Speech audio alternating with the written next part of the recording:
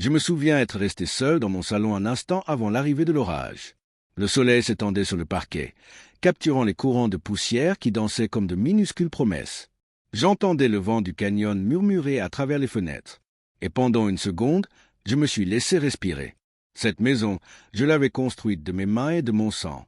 Chaque dollar gagné grâce à 2 boulots, des missions en freelance, des nuits blanches où le monde dormait. Et j'ai continué. Je pensais que c'était mon sanctuaire. Puis ils sont arrivés.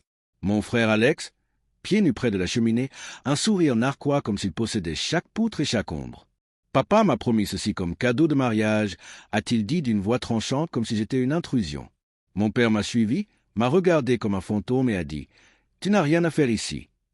Je tenais la bouteille de rouge que j'avais achetée pour les retrouvailles, les doigts serrés autour du goulot, le cœur serré en rythme. Je n'ai rien dit. Je n'ai pas bronché. Je me suis dirigé vers le tiroir, j'ai sorti une pochette transparente et je l'ai posée sur l'îlot. L'acte de propriété, suivi de mon téléphone, calme et préparé.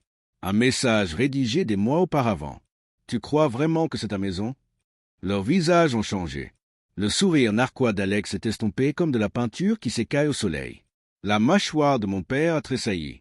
Ils ignoraient que les papiers avaient été signés des heures auparavant. Le séquestre était clôturé. L'argent était encaissé. Mais il ne s'agissait pas de la maison. Ça ne l'avait jamais été. Il s'agissait de l'idée que peu importe combien je donnerais, peu importe jusqu'où j'irais, je serais toujours l'enfant qu'on pourrait piétiner. Je me suis souvenu de toutes ces années de travail invisible, à payer ses frais de scolarité 2 fois, à virer de l'argent pour couvrir les problèmes de carte de crédit, à payer les impôts sur leur maison comme si c'était mon devoir. 2 ans d'assurance auto pour un garçon qui postait des selfies dans sa nouvelle voiture, comme si elle avait poussé de ses propres ailes. Tous ces efforts traités comme une écriture comptable, invisible jusqu'à présent.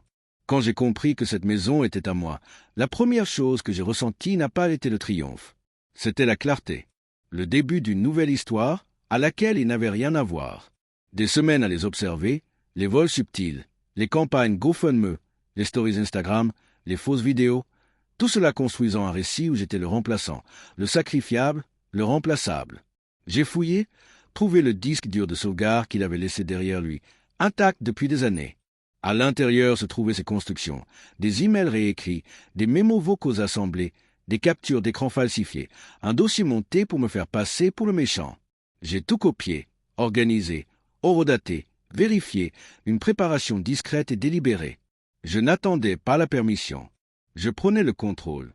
3 jours avant les retrouvailles, un renseignement d'un vieil ami de mon père confirmait la trahison. Alex complotait déjà avec lui pour s'emparer de la maison. Je n'ai pas paniqué. J'ai appelé l'agent immobilier et prononcé 4 mots que je n'aurais jamais imaginé prononcer à voix haute. Mettons la maison en vente. Ils sont arrivés tôt le jour du jugement, vêtus de leurs mêmes préjugés, parcourant une maison qu'ils croyaient être la leur. J'ai attendu dans la cuisine, calme, à observer.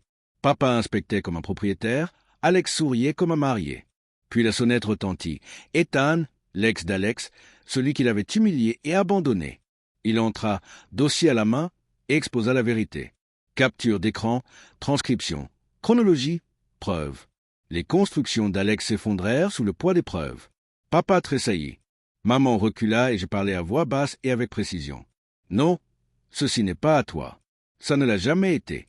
Je glissais sur le contrat de transfert final. Signé, devant témoin, conclu hier. Valeur marchande intégrale. Pas de rabais, pas d'héritage, juste la propriété. Ma propriété. Le silence qui suivit n'était pas gênant. Pas de culpabilité. C'était une libération. Leurs bouches bougèrent. Leurs esprits s'emballèrent. Mais j'étais déjà dehors, marchant vers la vie que j'avais construite pour moi. Je ne suis pas resté pour les retrouvailles. Je n'ai pas attendu leur réaction. J'ai réservé un hôtel. 2 semaines de calme, d'espace pour contempler ma vie sans eux dans le cadre. Le service en chambre. Café sur le balcon. Longue promenade sans mon téléphone. Je me suis reconnecté avec moi-même jour après jour. Je les ai supprimés de mes comptes, de mes autorisations, de ma vie.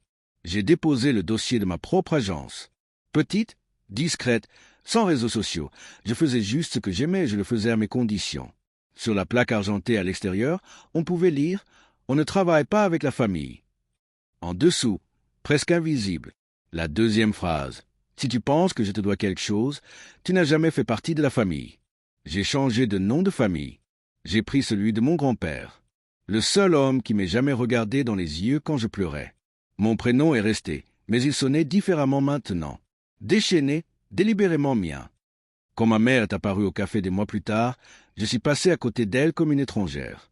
Pas de colère, pas de mots, juste le silence. Et pour la première fois depuis des années, j'ai senti le poids s'alléger. La liberté de l'espace, des limites, du choix. On me demande encore parfois, est-ce qu'elle te manque? Je souris. On ne peut pas regretter ce qu'on n'a jamais eu. Ce que j'avais, ce n'était pas de l'amour. C'était un moyen de pression. Et à la seconde où j'ai arrêté d'en donner, tout le château de cartes s'est effondré. Maintenant, je vis à la lumière de ma propre vie. Mon appartement sent le café et l'air pur. Mes meubles sont choisis, mes étagères sont débarrassées des portraits de trahison. La plaque dehors brille au soleil. Pas d'explication, pas de dispute, juste la vérité gravée discrètement dans l'argent. Et quand je ferme la porte la nuit, je n'entends que le vent dans le canyon, l'écho de la liberté, le pouls d'une vie pleinement reconquise. Je suis là, je suis entier, et j'appartiens à